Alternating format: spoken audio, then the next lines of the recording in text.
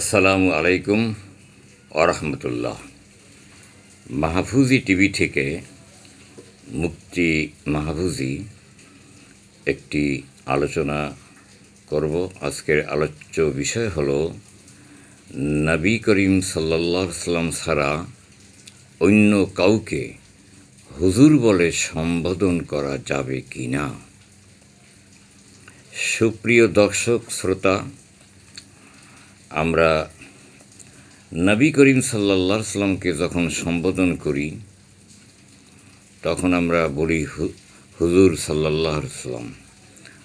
আমাদের মধ্যে আবার কোনো ইমাম, পীর সাহেব, মুরব্বি, ওস্তাদ তাদেরকেও বলি হুজুর। তাহলে সামঞ্জস্য হয়ে গেল না? এই জন্য অনেকে বলে যে হুজুর শব্দটা শুধু নবীর জন্য খাস। কিন্তু আমরা একবারও কি ভেবে দেখেছি যে নবী করিম সাল্লাল্লাহু আলাইহি ওয়াসাল্লামকে আসলে হুজুর বলে সম্বোধন করা হয়েছে কি না? এখানেই তো আমাদের ভ্রান্তি।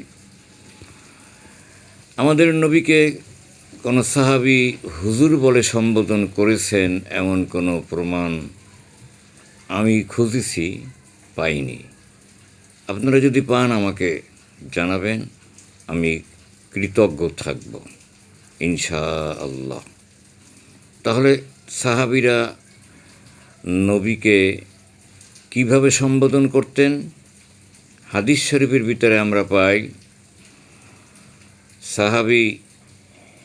কোনো সাহাবী যখন আল্লাহর নবীকে সম্বোধন করতেন তখন বলতেন ইয়া রাসূলুল্লাহ, অথবা লাব্বাইকা সাদিকা ইয়া রাসূলুল্লাহ, এরকম বলে সম্বোধন করতেন।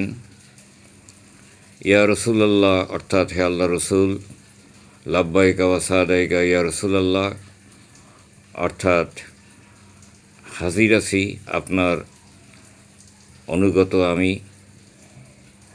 এবং হে রসুল। এ ধরনের কথা সাহাবায়ে কেরাম আজমাইন সম্বোধন করতেন এভাবে। কিন্তু হুজুর বলে যে নবীকে সম্বোধন করা হয়েছে এমন কোনো প্রমাণ আমি অন্তত পাইনি। কাজেই নবীকে যেখানে হুজুর বলে সম্বোধনই করা হলো না, সেখানে আমরা মাসালা খোঁজ করি যে নবী করিম সাল্লাল্লাহু আলাইহি ওয়াসাল্লাম ছাড়া অন্য কাউকে হুজুর বলা যাবে না। দেখেন আসলে আমরা কত বিভ্রান্তিতে লিপ্ত আছি। আসলে এই বিভ্রান্ত থেকে আমাদেরকে মুক্তি হওয়া উচিত এবং হুজুর বলা যাবে। অন্য কোনো আলেম ওলামা বা পীর মাশায়েখ তাদেরকে হুজুর বলা যাবে। তাহলে পাল্টা প্রশ্ন আসে যে নবী করিম সাল্লাল্লাহু আলাইহি ওয়াসাল্লামকে যেহেতু সাহাবায়ে কেরাম হুজুর বলে সম্বোধন করেনি, তো আমরা কি করতে পারবো? এখন হাদিসে যেহেতু এভাবে সম্বোধন করা হয়নি, তবে সম্বোধন করা যাবে। ওলামায়ে কেরাম এখানে মতামত দিয়েছেন যে নবী করিম সাল্লাল্লাহু আলাইহি ওয়াসাল্লামকেও হুজুর বলা যাবে। এজন্য যাবে যে হুজুর আসলে শব্দটা কি? এটা আরবি শব্দ। এখানে উপস্থিতি বোঝানো হয়, মানে যার কাছে জ্ঞানের উপস্থিতি আছে তাকে হুজুর বলে।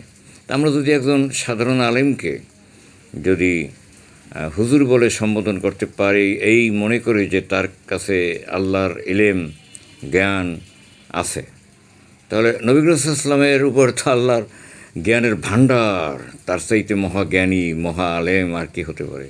কাজেই তাকে হুজুর বলা যাবে, তবে সাথে সাথে দরুদ পড়তে হবে, হুজুর সাল্লাল্লাহু আলাইহি ওয়াসাল্লাম।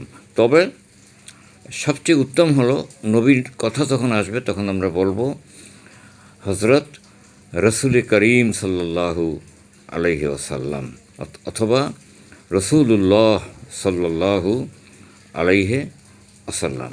এটা সবচেয়ে উত্তম। তো আজ এ পর্যন্তই। আপনারা আলোচনাটি শুনেছেন, যারা মন্তব্য জানাবেন আর আমাদের টিভির অনুষ্ঠানগুলিকে সাবস্ক্রাইব করে দেবেন, যাতে নাকি আপনাদের কাছে নতুন নতুন আলোচনা পৌঁছতে পারে। আপনারা আমাদের জন্য দোয়া করবেন, আমরাও আপনাদের জন্য দোয়া করি। আল্লাহ হাফিজ। ওয়া আখিরু দাওয়ানা আলহামদুলিল্লাহি রাব্বিল আলামিন। আসসালামু আলাইকুম ওয়া রাহমাতুল্লাহি ওয়া বারাকাতুহু।